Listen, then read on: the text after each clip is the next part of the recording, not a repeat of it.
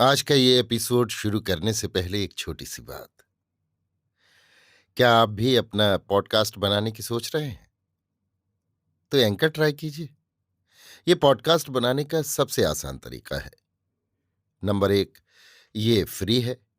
Number दो, इसमें कई सारे ऐसे टूल्स हैं जो आपको अपने फोन और कंप्यूटर पर रिकॉर्ड और एडिट करने की फैसिलिटी देते हैं। नंबर तीन, आप अपने पॉडकास्ट को डिस्ट्रीब्यूट भी कर सकते हैं, जिससे इसे स्पॉटिफाई और दूसरे प्लेटफॉर्म पर सुना जा सके।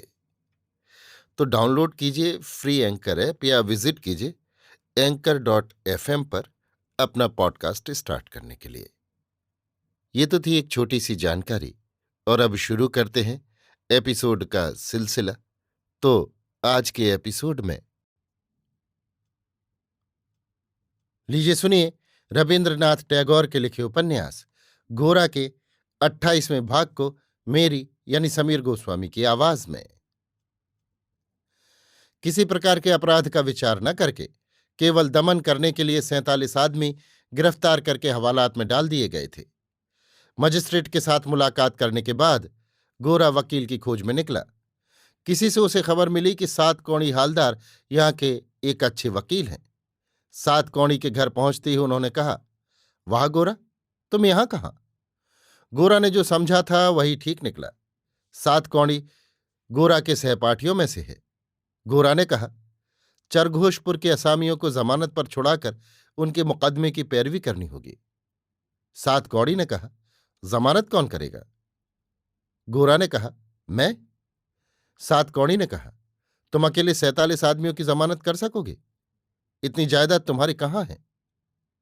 गोरा ने कहा, अगर मुख्तार लोग मिलकर जमानत करें तो उसकी फीस मैं दूंगा। सात कौड़ी, मगर रुपया थोड़े नहीं लगेंगे। दूसरे दिन मजिस्ट्रेट के इजलास में जमानत पर असामियों को छोड़ने की दरख्वास्त दी गई। मजिस्ट्रेट ने दरख्वास्त नामंजूर कर दी। 14 साल के लड़के से लेकर 80 बरस के बूढ़े तक हवालात में सड़ने लगे। गोरा ने इन लोगों की ओर से मुकदमा लड़ने के लिए सात कौड़ी से अनुरोध किया। सात कौड़ी ने कहा, गवाह कहाँ मिलेंगे? जो लोग गवाह हो सकते थे वे सब तो असामी बना लिए गए हैं। इसके अलावा साहब के मारने के मामले की तहकीकात के उपद्रव से इस तरफ के लोग हैरान हो उठे हैं। मजिस्ट्रेट की यह धारणा पक्की हो गई है कि इस मामले में भीतर ही भीतर भले आदमियों की साजिश है। शायद मुझ पर भी संदेह करता हो, कह नहीं सकता। अंग्रेजी अखबार बराबर लिख रहे हैं कि देशी आदमियों की हिम्मत और हौसला अगर इस तरह बढ़ता रहा तो आरक्षित असहाय अंग्रेज लोग अब मुफस्सिल में रहने ही न पावेंगे।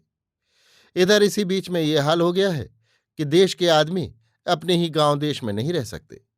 अत्याचार हो रहा है, ये मैं जानता हूं, किंतु क्या किया जाए? कुछ करने का उपाय नहीं है।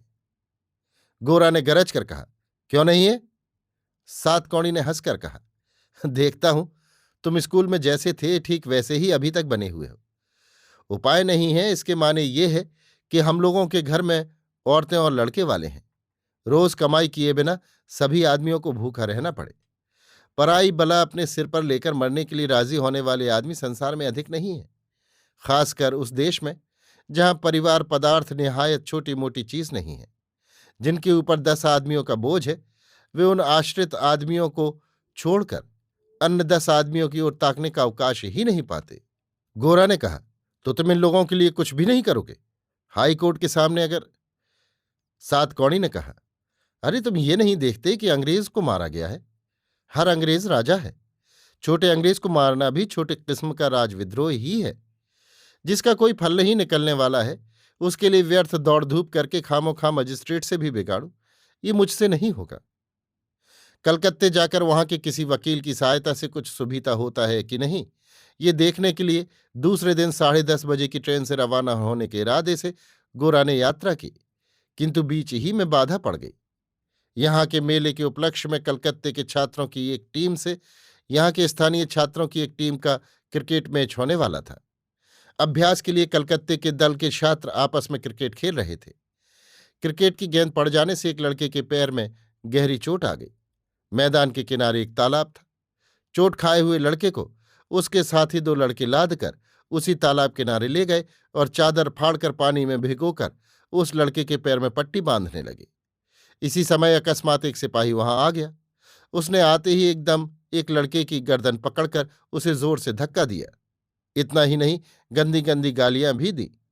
तालाब पीने के पानी के लिए सुरक्षित है, उसके भीतर उतरना मना है। ये कलकत्ते के दल के छात्रों को मालूम नहीं, और अगर मालूम भी होता है तो अकस्मात एक मामूली सिपाही के हाथों ऐसा अपमान सहने का अभ्यास उन्हें न था। शरीर में शक्ति भी थी। इसी से उन्होंने उस अपमान का बदला चुकाना शुरू कर दिया। लड़कों के हाथ से सिपाही के पिटने का दृश्य देखकर 4-5 और सिपाही भी दौड़कर आ गए। ठीक इसी समय गोरा भी उधर से निकला। वे लड़के गोरा को अच्छी तरह जानते पहचानते थे। गोरा बहुत दिन तक उनके साथ क्रिकेट खेला है।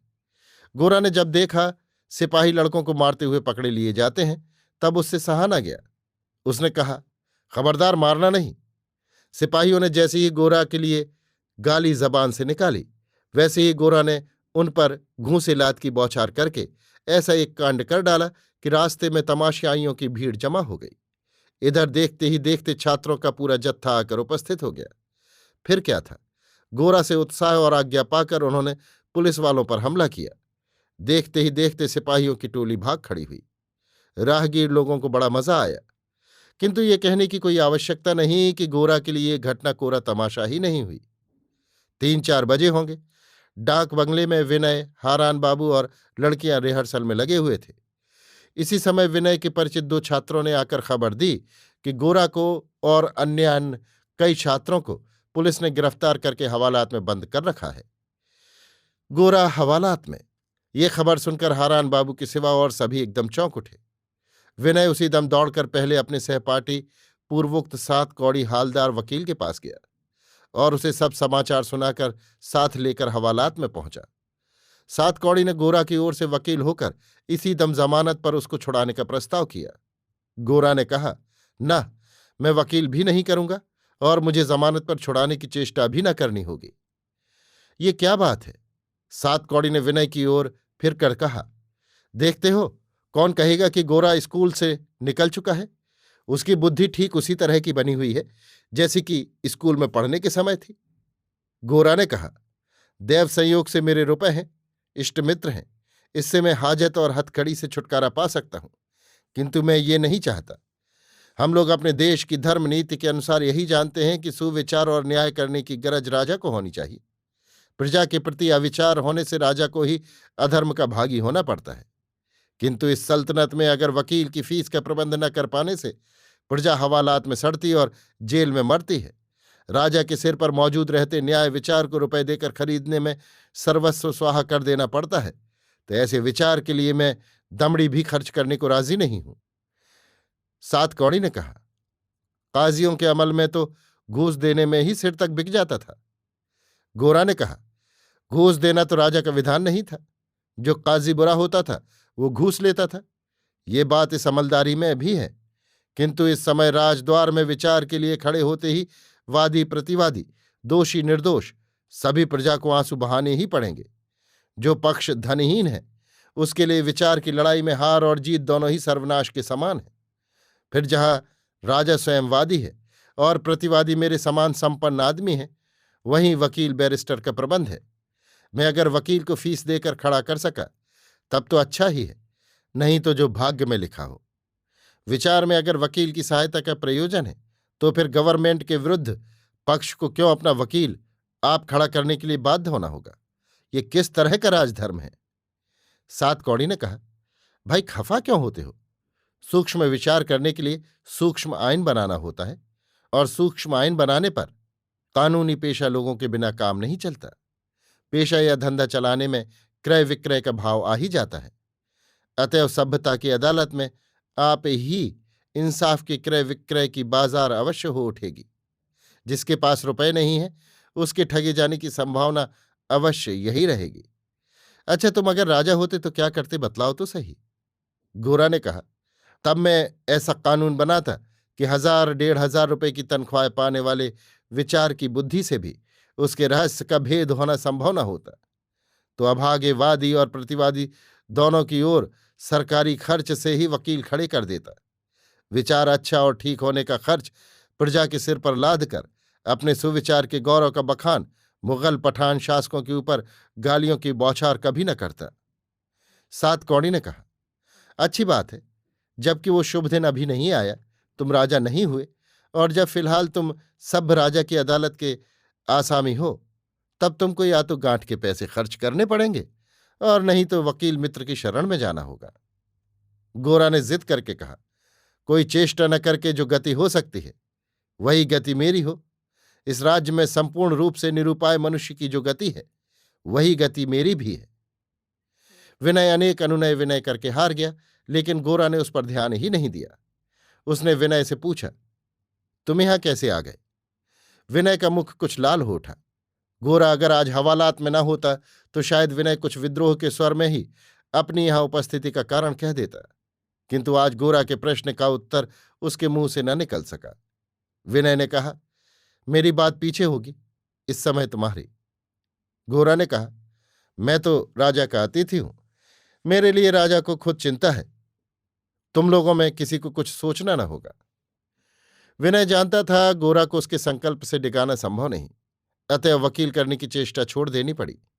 विनय ने कहा, मैं जानता हूं तुम तो यहां कुछ खा पी नहीं सकोगे, बाहर से कुछ खाने के लिए भेजने का प्रबंध कर दूं। गोरा ने अधीर होकर कहा, विनय, क्यों तुम वृथा चेष्टा करते हो? बाहर से मैं कुछ नहीं चाहता, हवालात में सबको जो नसीब होता है उससे अधिक कुछ भी मैं नहीं चाहता। विनय व्यथित चित्त से डाक बंगले में लौट आया। रास्ते की ओर जो एक सोने की कोठरी थी, उसी में दरवाजा बंद किए और खिड़की खोले बैठी हुई सुचरिता विनय के लौटने की राह देख रही थी। वो किसी तरह और सबका संग और बातचीत सहन करने में असमर्थ हो रही थी। सुचरिता ने जब देखा कि विनय चिंतित उदास मुख लिए डाक बंगले की ओर आ रहा है, तब आशंका के भाव से उसके हृदय में हलचल सी मच गई। बहुत कोशिश से अपने को शांत करके एक किताब हाथ में लेकर सुचरिता सबके पास आकर बैठ गई। ललिता सिलाई का काम पसंद नहीं करती, किंतु आज वो भी चुपचाप एक कोने में बैठी हुई सुई चला रही थी। लावण्य सुधीर के साथ खेल खेल रही थी। लीला दर्शक रूप से बैठी थी। हारान बाबू बरदा सुंदरी के साथ दूसरे दिन होने वाले उत्सव की चर्चा और आलोचना कर रहे थे। विनय ने आकर आज प्रातःकाल पुलिस के द्वारा गोरा के झगड़े का सब हाल ब्यौरेवार कह सुनाया। सुचरिता सन्नाटे में आकर बैठी रही। ललिता के हाथ से सिलाई का काम गिर गया और चेहरा लाल हो उठा। बरदा सुंदरी ने कहा, आप कुछ चिंता न करिए विनय बाबू, मैं खुद मजिस्ट्रेट साहब की मेम से गोरा बाबू के लिए अनुरोध करूंगी। विनय ने कहा, नाना आप ये न करें, गोरा अगर सुन पावेगा तो वो इस जीवन भर मुझे क्षमा न करेगा। सुधीर ने कहा, उनके बचाव के लिए तो कुछ बंदोबस्त करना होगा। जमानत देकर छुड़ाने की चेष्टा और वकील खड़ा करने के संबंध में गोरा ने जो आपत्ति की थी, सब विनय ने कह सुनाया। सुन सुनकर हारान बाबू ने असहिष्णु होकर कहा, यह सब ज्यादती है। हारान बाबू के ऊपर ललिता के मन का भाव चाहे जो हो, वो आज तक उन्हें मानती आ रही है, उनका अदब करती रही है, कभी उसने उनसे बहस नहीं की। आज ये उनकी बात सुनकर उससे नहीं रहा गया। वो तीव्र भाव से सिर हिलाकर कह उठी, कुछ भी ज्यादती नहीं है। गोरा बाबू जो कहते हैं सो ठीक है। मजिस्ट्रेट हम पर अत्याचार करेगा और आप अपनी रक्षा करेंगे। उनको लंबी तनख्वाहें देने के लिए हमें टैक्स देना होगा और उन्हीं के दमन के हाथ से परित्राण पाने के लिए, अपने बचाव के लिए हमें अपनी ही गांठ से वकील की फीस भी देनी होगी। ऐसा इंसाफ पाने की अपेक्षा जेल जाना ही भला है। ललिता को हारान बाबू ने जरा सी देखा है। उन्होंने किसी दिन इसकी कल्पना भी नहीं की कि ललिता की कोई स्वतंत्र सम्मति है या हो सकती है। उसी ललिता के मुख की तीव्र भाषा सुनकर वो आश्चर्य से अवाक रह गए। भर्त्सना के स्वर में उन्होंने ललिता से कहा, तुम इन सब बातों के बारे में क्या समझती हो? जो लोग कुछ थोड़ी सी किताबें रटकर परीक्षा पास कर अभी कॉलेज से निकल कर आए हैं, जिनका कोई धर्म नहीं, कोई धारणा नहीं, उनके मुख से दायित्वहीन उन्मत्त प्रलाप सुनकर तुम लोगों का सिर फिर जाता है। इतना कहकर हारान बाबू ने कल शाम को गोरा से मजिस्ट्रेट की मुलाकात और मजिस्ट्रेट के साथ अपनी बातचीत का विवरण उन्होंने कह सुनाया। चरघोषपुर का हाल विनय को मालूम न था। सब सुनकर वो शंकित हो उठा। उसने समझ लिया कि मजिस्ट्रेट गोरा को सहज में क्षमा या रिहा नहीं करेगा। हारान ने जिस मतलब से ये हाल कहा वो बिल्कुल व्यर्थ हो गया। वो गोरा के साथ अपनी मुलाकात होने के बारे में अब तक एकदम चुप थे। उनके भीतर जो शुद्रता थी उसने सुचरिता को चोट पहुंचाई, और हारान बाबू की हर एक बात से गोरा के प्रति जो एक व्यक्तिगत ईर्ष्या प्रकट हुई, उसने गोरा की इस विपत्ति के समय हारान बाबू के ऊपर उपस्थित सभी लोगों के मन में एक अश्रद्धा का भाव उत्पन्न कर दिया। सुचरिता अब तक चुप थी। कोई एक बात कहने के लिए उसके चित्त में आवेग उपस्थित हुआ सही, किंतु वो अपने को संभाल कर एक पुस्तक खोलकर कांपते हुए हाथ से उसके पन्ने उलटने लगी। ललिता ने उद्यत भाव से कहा, मजिस्ट्रेट के साथ हारान बाबू का मत चाहे जितना मिलता हो, घोषपुर के मामले में अवश्य ही गौर मोहन बाबू का महत्व प्रकट हुआ है। अभी आप सुन रहे थे रविन्द्रनाथ टैगोर के लिखे उपन्यास गोरा के 28वें भाग को मेरी यानी समीर गोस्वामी की आवाज में।